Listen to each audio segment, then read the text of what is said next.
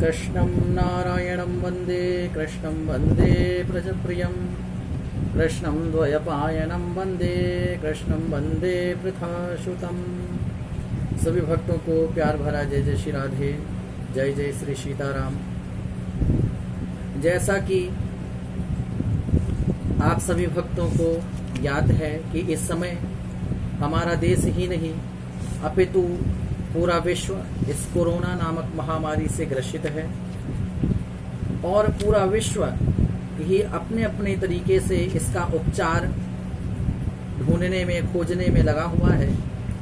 ऐसे विषम परिस्थिति में एक कथावाचक, एक साधु, एक संत, एक प्रवचनकार का यह दायित्व बनता है कि देश के इस विषम परिस्थिति में वह एक ऐसा भक्ति का मार्ग भक्तों के बीच तक, मध्य तक पहुँचाएं, जिसके माध्यम से उन समस्त भक्तों को भगवान की भक्ति या मंत्र जाप करके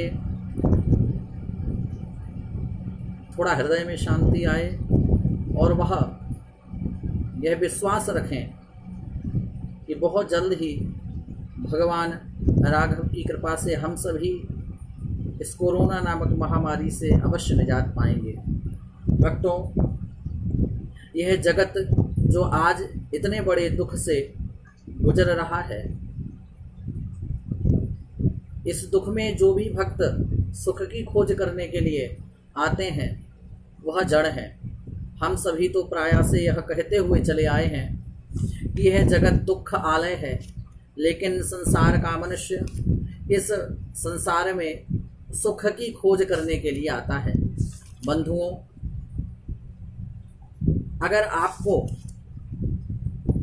इस महामारी से निजात पानी है और आप चाहते हैं कि इस भीषण महामारी में भी आपका परिवार स्वस्थ रहे, गोविंद की कृपा बनी रहे, तो केवल आप इस कलयुग में उन गोविंद प्रभु के नाम का स्मरण करते रहिए।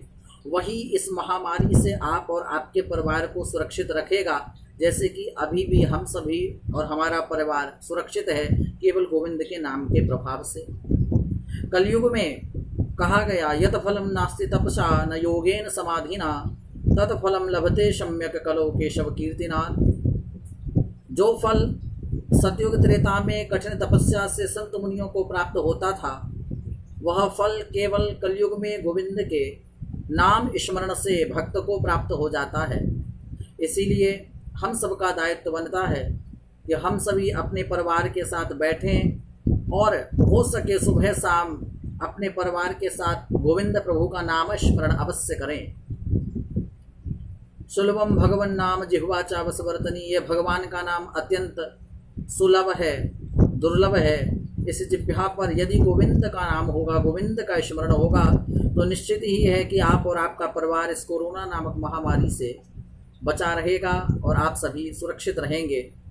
यदि आप भगवान से विमुख होकर के इस संसार में सुख ढूंढ रहे हैं, तो मैं आपको निवेदन कर दूं कि परमात्मा से विलग होकर के इस संसार में आपको सुख नहीं मिलेगा, केवल दुख ही मिल सकता है, क्योंकि असली सुख तो गोविंद प्रभु के चरणों में है। एक बहुत छोटा सा आपको दृष्टांत देना चाहूँगा। एक बार एक व्यक्ति ने सुंदर तस्मई बनाई, खीर बनाई पंचमेवाओं से युक्त करके, और वह खीर बनाने के बाद में वह व्यक्ति अपने पुत्र के पास ले गया। उसके पुत्र को वह खीर बहुत पसंद थी।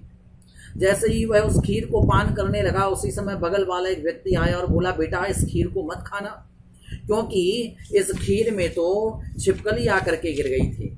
जैसे ही उस बालक ने यह जाना कि उस खीर में, उस तस्मई में जो सुंदर केसर युक्त है, उसमें छिपकली गिर गई, तुरंत ही उसने उस खीर का त्याग कर दिया और कहा कि ये कितनी भी सुंदर खीर हो, क्योंकि इसमें छिपकली गिर गई, अब यह जहर युक्त हो गई, विष युक्त हो गई, अब इसका मैं पान नहीं कर सकता। जिस व्यक्ति को उस खीर से इतना प्रेम था, उसमें भी दुर्गुण आने पर उसने उसका त्याग कर दिया। फिर हम इस संसार से कैसा प्रेम करते हैं? इस संसार में भी विष घुला हुआ है, माया का, मोह का, तृष्णा का, बंधनों का, अहमता का, ममता का।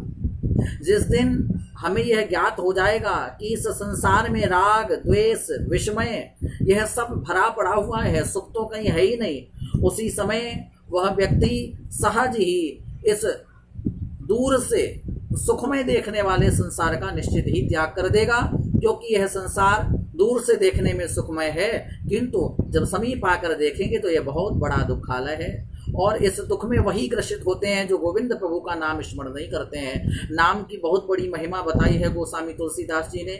करऊं कहाँ लगी नाम बढ़ाई और राम न सकहीं नाम गुण गाई। गोविंद के प्रभु के नाम की महिमा तो गोविंद प्रभु भी नहीं गा सके।